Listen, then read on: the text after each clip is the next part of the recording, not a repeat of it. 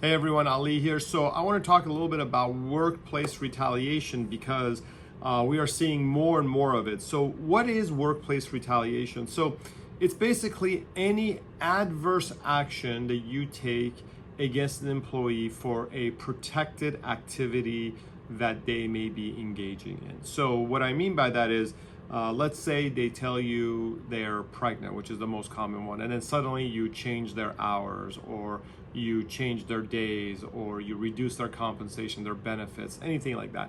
That would be retaliation. If they tell you, that they feel like the office isn't OSHA compliant or HIPAA compliant, as an example, and then suddenly you do something different, you change their shifts, or now you're writing them up for things that you weren't writing them up before.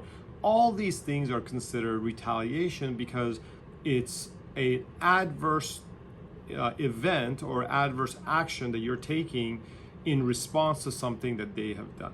So the lesson here is not to react in that way. If someone says or does something that you don't like, is to take a moment to really think about what they're saying.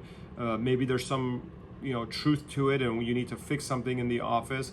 But two, if you do need to take some steps, right? If there is an employee who is, let's say, consistently tardy and you haven't been writing them up, well, start writing them up before something happens where it can be deemed retaliatory. Because what happens a lot of times is we ignore these things because we just don't want to deal with it, and then the employee does something else that's protected, and then we go like, oh man, I knew I should have written her up or him up for being tardy, and so you start writing them up, but then it looks like you're retaliating because you did it after their protected activity. So if you ever think you're in that position, just give us a call and I'm happy to chat with you and walk you through it. All right, thanks.